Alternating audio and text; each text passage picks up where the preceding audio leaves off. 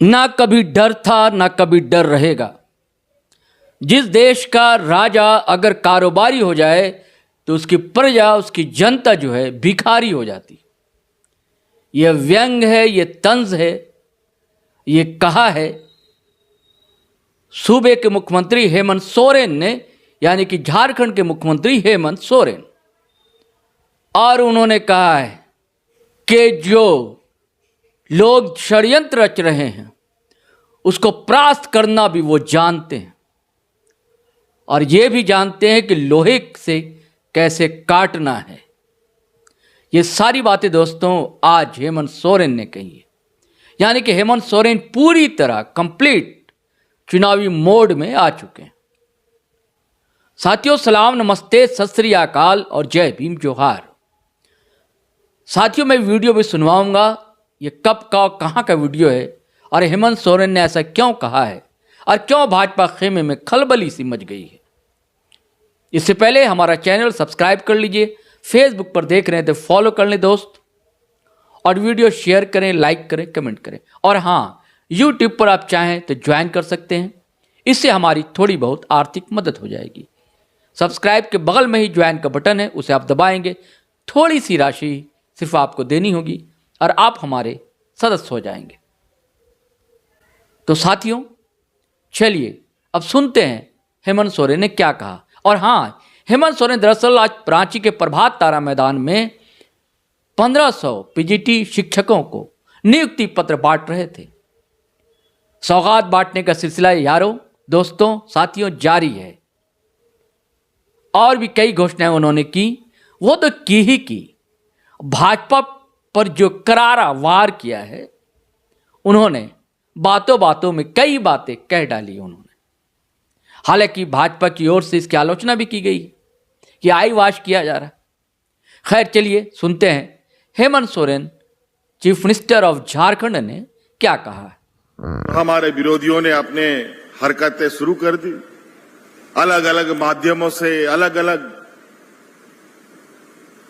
संस्थाओं के माध्यम से, अलग अलग षड्यंत्रों के माध्यम से मुझे आए दिन काम करने से रोकने का प्रयास हुआ, लेकिन हम रुके नहीं, चलते रहे, क्योंकि हमें अपनी लक्ष्य और मंजिल तक पहुंचना था। लेकिन हमारे विपक्ष के लोग इतने सुनिश्चित ढंग से घात लगा करके षड्यंत्र रचते हैं, और हम लोग जैसे झारखंडी लोग, आदिवासी समुदाय के लोग, इनके षड्यंत्र को कभी कभी समझ पाने में पीछे हो जाते हैं। नतीजातन मुझे अभी 5 महीने का जेल का भी दृश्य देखने को मौका मिला। लेकिन कहते हैं ना कि जाको राको साइया मार सके ना कोई। कितना षड्यंत्र करेंगे। तो हमें उनसे और ऐसी चीजों से ना कभी डर लगा था, ना डर है, ना कभी डर लगेगा। हम अपने कामों को अंजाम तक कैसे पहुंचाना है ये भी जानते हैं, और इनसे कैसे लोहा लेना है ये भी जानते हैं। ये चलेगा सहमत का खेल, लेकिन आप लोग अस्वस्थ रहें। आपके लिए और इस राज्य के नौजवान, आने वाली पीढ़ियों के लिए हमारा वो सोच नहीं है, वो नीतियां नहीं है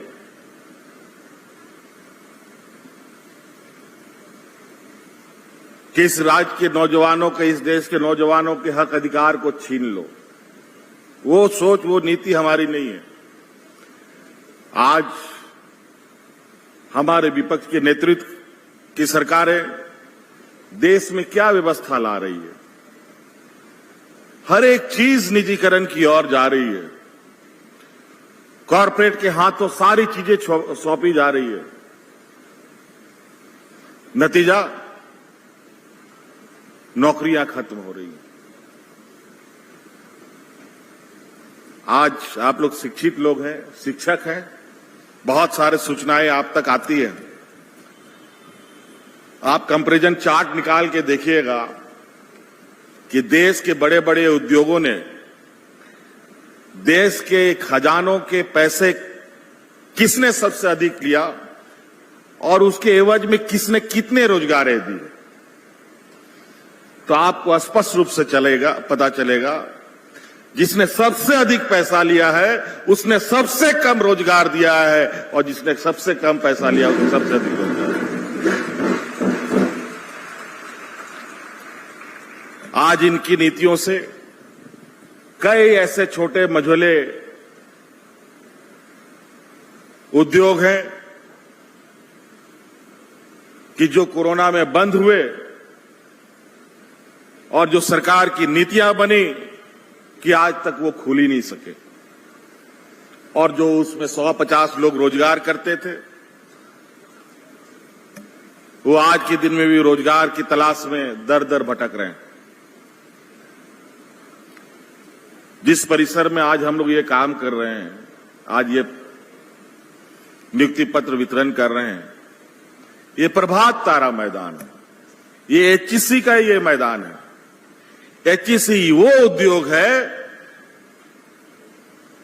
जिसको उद्योगों की जननी कहा जाता है।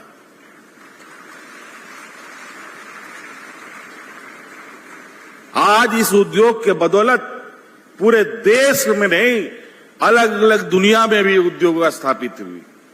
लेकिन आज इसकी हालत क्या है देख लीजिए। मुझे जो लगता है जब ये उद्योग बना होगा उस समय 25-30 हजार से कम लोग नहीं काम करता था यहां पर, लेकिन आज की स्थिति 10-11 हजार भी आदमी है कि नहीं है ये भी बड़ा मुश्किल है। और उनको भी तनख्वाह कितने वर्षों में मिलता है कि नहीं मिलता है, आए दिन बेचारे सड़कों पर उतरे रहते हैं। इस उद्योग को बचाने का काम किसका है? इस उद्योग को बचाने का काम राज्य सरकार का नहीं है और राज्य सरकार के क्षमता के भी बाहर है। हां, ये बात जरूर है, अगर एचईसी भारत सरकार झारखंड राज्य को सुपुर्द कर दे तो एचईसी में जिस तरीके से 32,000 लोग यहां रोजगार करते हैं उतना लोग फिर से इस एचईसी परिसर में रोजगार करते हुए आपको दिखेंगे। लेकिन ये नहीं करेंगे। सारी एयरपोर्ट्स बिक गए, रेल बिक गया, बंदरगाह बिक गया, कई उद्योग लाइन में पड़े हैं, अब इन सबको भी बेचना है। और अर्थव्यवस्था का ये हालत है कि आज डॉलर के मुकाबले हम लोग का जो रुपया का हालत है, लगता है कि ये हमारा राज्य का रुपया पैर पर नहीं सर के बल खड़ा हो गया।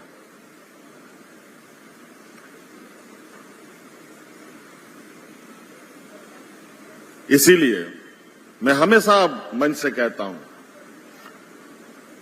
और मैंने एक विद्वान का ये वाक्य है जिसको हम सब लोग को चाणक्य के नाम से जानते हैं।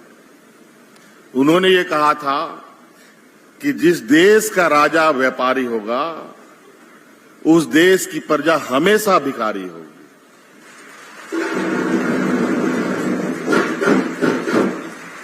तो कमोवेश देश की स्थिति आज वही है।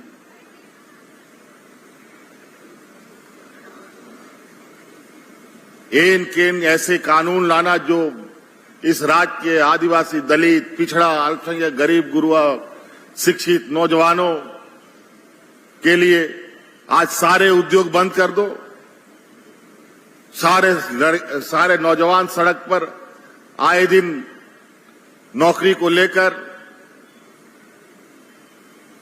धरना प्रदर्शन अलग अलग तरीके से विरोध करते हैं, लेकिन इनके कान में जू नहीं रेंगता और इसकी जिम्मेवारी, इसकी भार सबसे अधिक राज्य सरकारों पर पड़ती है। यथासंभव हमने प्रयास किया कि इस राज्य के नौजवानों को अधिक से अधिक कितनी तरीके से राहत दी जा सके उसकी प्रयास हो, चाहे वो रोजगार हो, चाहे नौकरी हो, चाहे स्वरोजगार हो, अलग अलग माध्यमों से।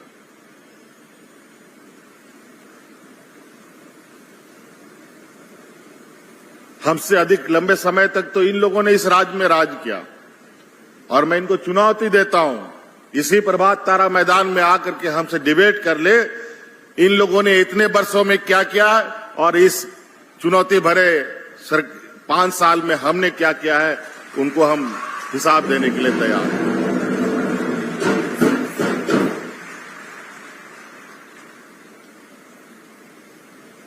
और वो भी इतने बड़े बड़े षड्यंत्र रचने के बावजूद क्या नहीं किया इन लोगों ने। अंतोगत्वा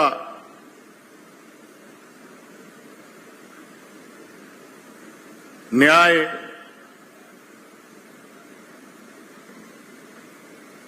का जो आदेश आया न्यायालय का, उससे उनको मुंह की खानी पड़ी।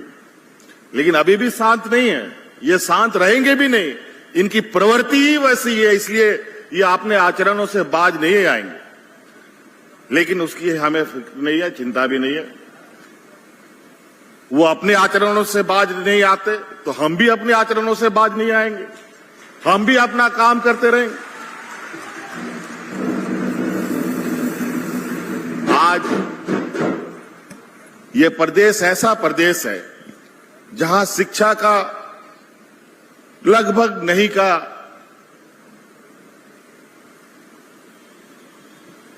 इस राज्य को मूल रूप से मजदूर प्रदेश के रूप में जाना जाता रहा है। ये तो हमारे कुछ मिशन भाइयों के बदौलत कुछ शिक्षा संस्थाएं बनी जहां तहां, उनके वजह से कुछ लोगों ने शिक्षा ग्रहण की, कुछ नौकरियां पाए, कुछ उच्च पदों पर गए। नहीं तो आज के दिन में भी कितने आदिवासी आपको मिलेंगे जज, कितने आदिवासी मिलेंगे आपको वकील, कितने आदिवासी मिलेंगे आपको जर्नलिस्ट, कितने आदिवासी मिलेंगे आपको आईएएस आईपीएस।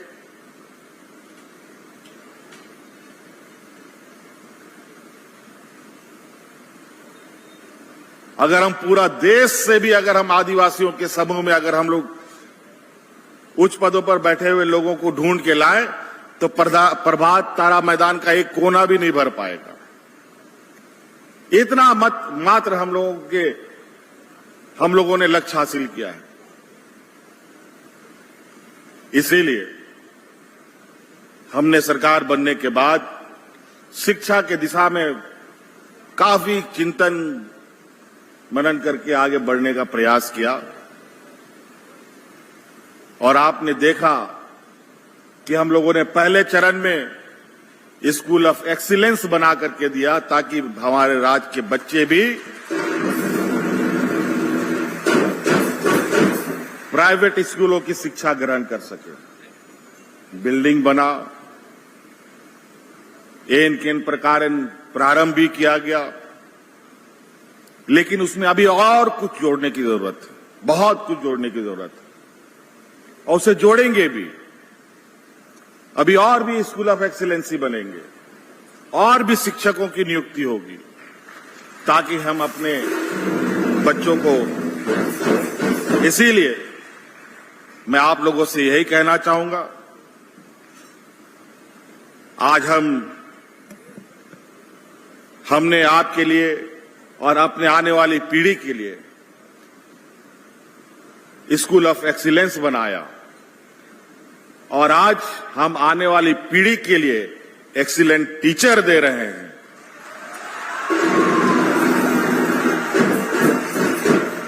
और मैं आप लोगों से यही उम्मीद करेंगे कि हम अपने आने वाले पीढ़ियों को इस तरीके से तैयार करें कि वो एक्सीलेंट रिजल्ट भी लेके बाहर आए।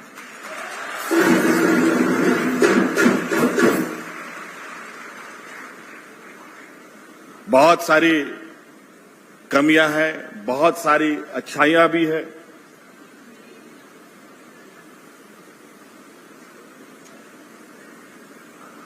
शायद नीति निर्धारण पूर्व में इस तरीके से हुआ कि बिल्डिंग बना दो तो अपने आप शिक्षा आ जाएगा।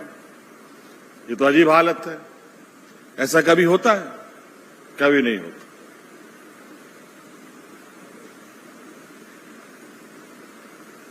अभी हम लोगों ने जितने भी राज्य में कल्याण विभाग के द्वारा बनाए जा रहे छात्रावास, उन सभी छात्रावास को रेनोवेट किया। कभी उसमें चूना पचौड़ा तक नहीं किया गया। लेकिन कई छात्रावास को आप देखें, चाहे लड़कों का हो चाहे लड़कियों का, अलग अलग जिलों में। मैं खुद गया, मैंने खुद देखी,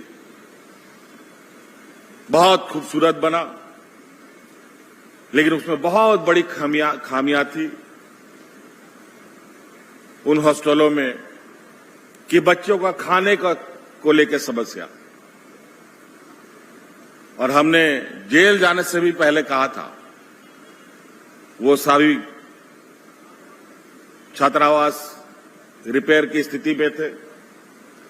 मैंने कहा जब ये कंप्लीट होगा तो अब इन हॉस्टलों में जो हमारे गांव देहात के गरीब बच्चे रह के पढ़ाई करते हैं, उनको घर से चावल लाने का जरूरत नहीं, अब उनको खाना सरकार उसी हॉस्टल में उपलब्ध कराएगी। उसकी प्रक्रिया को भी अब हम लोगों ने तेज कर दिया है। अब बहुत जल्द उस पर भी हम लोग आगे बढ़ेंगे। कोई भी सब्जेक्ट आपको पढ़ना है, उसके लिए हम लोगों ने गुरुजी क्रेडिट कार्ड भी शुरू किया है। और अभी 10वीं क्लास से 12वीं क्लास तक के हर बच्चे को हम लोग ये कार्ड देंगे, जिसमें 15 लाख रुपया तक का आपको बैंक से लोन मिलेगा, जो 4% मात्र इंटरेस्ट से मिलेगा। और वो भी तुरंत वापस नहीं करना है। जब तक आपका पढ़ाई पूरा नहीं होगा तब तक आपको पैसा वापस नहीं करना है। पढ़ाई पूरा कर लीजिए, नौकरी मिल जाएगा, तब धीरे धीरे बैंक को वापस कर दीजिए। आप अगर फेसबुक पर देख रहे हैं तो फॉलो कर लें हमारा पेज, और अगर आप यूट्यूब चैनल देख रहे हैं हमारा, सब्सक्राइब कर लें और बेल आइकन दबाना हरगिज़ ना भूलें। धन्यवाद, शुक्रिया।